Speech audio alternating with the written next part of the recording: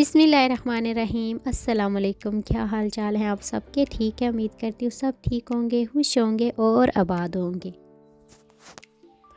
आज मौसम बहुत ही अच्छा था और बच्चों ने बोला जी हमने साइकिल पे जाना है पार्क, तो हमने कहा चलें ठीक है। वो अपनी अपनी साइकिल पे आए थे पार्क और बाद में जी फिर इन्होंने मेरे हवाले की सारी बाइक्स। मैंने कहा मेरे करीब करीब कर दो और आपने जिधर जाना है फिर जाओ। लेता तो खैर कोई नहीं, लेकिन फिर भी उन्होंने मुझे चौकीदार बना लिया। कहा अम्मी आप इनके पास रहना है, आपने इनकी लुक आफ्टर करनी है। मैंने कहा बेटा कोई बात नहीं है, अगर मुझे कोई 50 भी बोलेगा ना इसके ले लें तो मैं लूँगी और साइकिल तो भेज दूँगी, कम अज़ कम कोई बार्गेन तो हो जाएगी ना। तो मुझे ये साइकिल का इधर चौकीदार खड़ा करके खुद अपनी वो एक फ़ुटबॉल इन्होंने लाई हुई थी साथ, तो उसके साथ ये अपने अब्बू के साथ खेलने लग गए थे और मैं और मेरा जो बेबी था हम सारे इधर साइकिल के पास खड़े रहे। और फिर जी मेरे हस्बैंड इनके साथ खेलने में मसरूफ़ हो गए और मैंने कहा चले मैं आपको दिखा देती हूँ थोड़ा सा।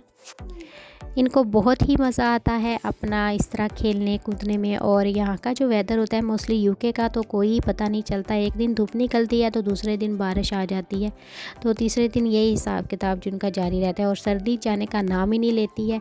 जैसे ही वो कहते हैं ना गर्मियों के कपड़े निकालो तो सर्दी आना शुरू हो जाती है और सर्दियों के निकाल दो तो फिर गर्मी शुरू हो जाती है।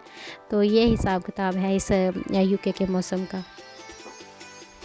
और मौसम मुझे तो अच्छा लगता है कि धूप भी हो और बच्चे भी इंजॉय करें, हम कम से कम बाहर जा सकें। इवन पिछले साल तो इतनी सर्दी थी कि हम लोग बाहर भी नहीं निकल सके थे इसी महीने में। और अप्रैल के एंड पे जाके, अप्रैल क्या मई के एंड में जाके थोड़ा सा मौसम ठीक होना शुरू हुआ था। और 4-5 महीने तो फुल सर्दी रही थी। हम लोग इतनी सर्दी थी कि वो ग्लव्स के बगैर भी बाहर नहीं हम लोग निकल सकते थे। और अल्हम्दुलिल्लाह कि इस बार मौसम टोटली चेंज हो गया एकदम से, इतना अच्छा। और धूप भी निकलना शुरू हो गया और सब ने पार्क में अपना जो है ना रुख इख्तियार कर लिया है और मज़े करते हैं सारे बच्चे।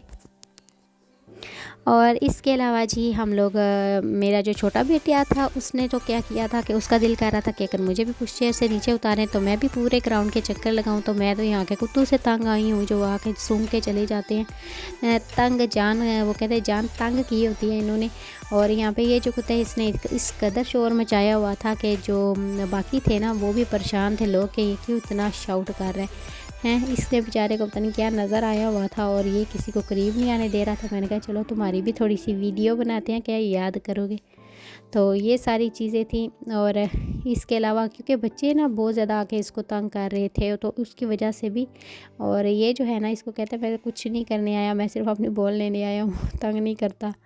तो कुछ कुत्ते जो थे बहुत फ्रेंडली होते हैं और कुछ तो कहते हैं बस मेरे पास आओ मैं चीर फाड़ दूँगा।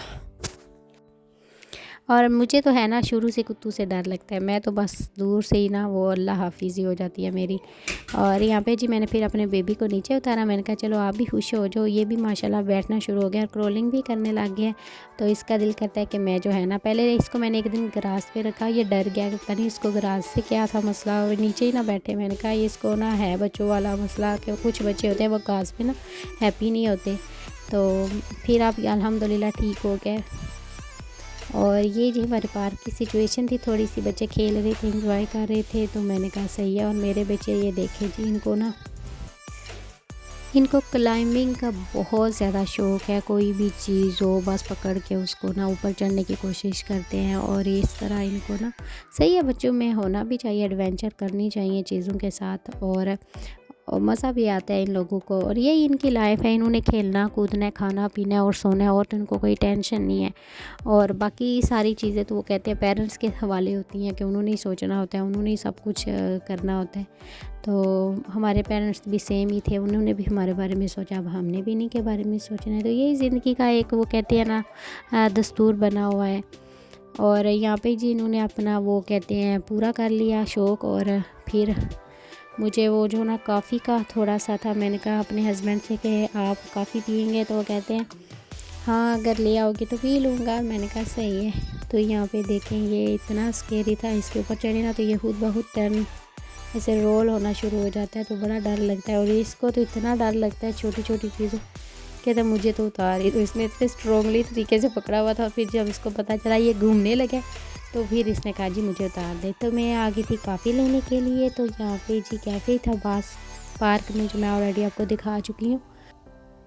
तो ये जी कैफ़े था, छोटा सा बनाया हुआ है। हर चीज़ यहाँ पे बच्चों के लिए उन्होंने रखी हुई हैं और उसके अलावा इन्होंने जो है ना हॉट चॉकलेट, वैसे भी सारे ड्रिंक्स वगैरह जो भी आप अगर आप अवेलेबल है इनके पास होता है। टाइमिंग का आई डोंट नो क्या होता है इनका, चले भी जाते हैं, बंद भी होता है अक्सर मैं जब जाऊँ तो।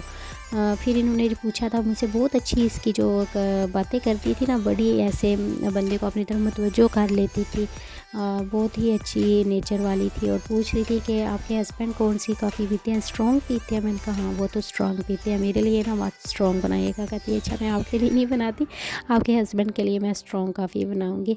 तो इसने मेरे हस्बैंड के लिए स्ट्रॉन्ग कॉफ़ी बनाई, यहाँ पे वेट कर रही थी। और उसके बाद जी फिर हम लोगों ने काफ़ी पी और ये जी हमारी वापसी थी। और वो काफ़ी पीने के बाद फिर हमने कहा बच्चों को भी आइसक्रीम लेके दी।